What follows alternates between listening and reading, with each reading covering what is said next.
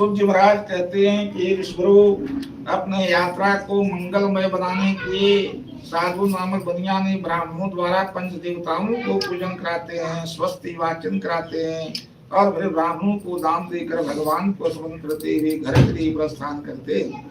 जैसे इन्होंने भगवान को स्मरण किया, भगवान के नाव में साधु का वेश बना के प्रकट हो गए और बोले तुम्हारे नाव में क्या चीज भरा हुआ, इसमें क्या लेकर जा रहे हो।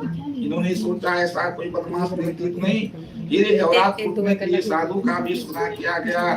कहा महाराज इसमें कुछ भी दान देने की वस्तु नहीं है जो मैं आपको दे सकता हूँ, इसमें फूल पत्ते हैं, इसे लेकर आप क्या करोगे। भगवान ने कहा तुम्हारा वचन बिल्कुल सत्य होगा, जैसा तुमने कहा वैसा ही होगा, इसमें कोई संदेह नहीं है। ऐसा कहकर उनकी नाव से उतर करके नदी किनारे बरगद का वृक्ष था, वहां जाकर भगवान समाधि लगाते हुए जाते हैं। जैसे ही भगवान उनकी नाव से उतर के चले जाते हैं, नाव में केवल फूल पत्ते हो जाते हैं, हीरे जवाहरात सब गायब हो जाते हैं। यह देखकर साधु नामक बनिया को बड़ा आश्चर्य हुआ। उन्होंने सोचा घर कैसे जाएंगे, इसमें जीवन भर की कमाई थी, जीविका कैसे चलेगा, लोगों से क्या कहूंगा। नाना प्रकार से चिंता करते हुए बेहोश हो जाते हैं। इनके दामाद भी जल छिड़ते हैं और हवा पंखा झेलते हैं। जैसे ही होश होता है कहते हैं कि नाव पर बैठ के रोने गाने से कुछ होने वाला नहीं है, वे कोई साधारण महात्मा नहीं, उनके पास जाकर क्षमा मांगो।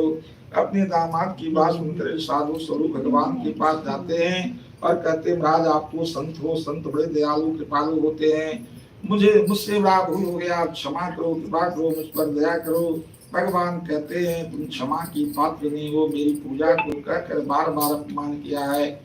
इन्होंने कहा प्रभु आपके माया से ब्रह्मा इत्यादि देवता भी मोहित हो जाते हैं, वे भी आपके रूप गुण लीला को नहीं जानते, फिर एक साधारण मनुष्य क्या जान सकता है।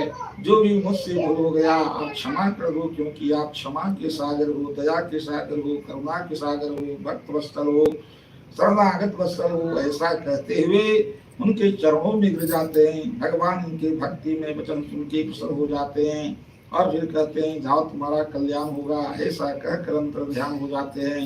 फिर अपनी नाव के पास आते हैं, देखते हैं पहले जैसे ही उसमें हीरे जवाहरात भरा पड़ा हुआ है।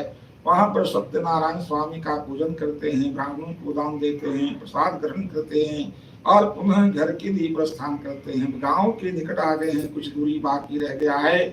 अपनी नौकर को बोले जाओ घर में बोल दो कि आपके पति और दामाद कुशल पूर्वक लौटे हुए आ रहे हैं, उनको स्वागत करने के लिए चलिए। यहाँ पर सत्यनारायण भगवान की पूजा में लीलावती और कलावती दोनों बैठी हुई थी। जैसे नौकर आके कहा पूजा से लीलावती उठ जाती है और कहती है कि हे पुत्री मैं अपने पति के दर्शन करने जा रही हूँ, तुम भी पूजा समाप्त करके शीघ्र आ जाना। ऐसा कह करके लीलावती चली जाती है। यह कलावती जल्दी जल्दी करके पूजा समाप्त कर देती है और बिना प्रसाद लिए ही पति के दर्शन करने पहुंच जाती है, जिससे भगवान रुष्ट हो जाते हैं और उनके पतिदेव को नाव सहित जल में डुबा देते हैं। अपने पति को न पाकर कलावती बहुत दुखित होती है, पृथ्वी पर गिर कर विलाप करने लगती है। लोगों से कहती है मेरे पतिदेव का खान खोज कर ले आओ, मैं सती हो जाऊंगी। साधु नामक बनिया भी पृथ्वी पर गिर कर भगवान को पुकारने लगे, बोले प्रभु आपका महिमा परम्पार है, आपके रूप गुण लीला को कौन जान सकता है। जो भी हम लोग से भूल हो गया क्षमा करो प्रभु, हे क्षमा के सागर, दया के सागर, कृपा के सागर, करुणा के सागर। ऐसा कहते हुए पृथ्वी पर गिर कर शरणागतम करने लगे। आकाशवाणी हुआ कि तुम्हारी पुत्री ने मेरा प्रसाद को अपमान किया है, मुझसे बड़ा अपने पति को समझी है, इसलिए इसका पति अदृश्य हो गया है। यदि यह घर जाके प्रसाद ग्रहण करके आएगी तो इसका पति प्राप्त हो जाएगा। आकाशवाणी को सुनकर दौड़ी हुई कलावती घर जाती है, जहाँ पर सत्यनारायण भगवान का पूजन की थे।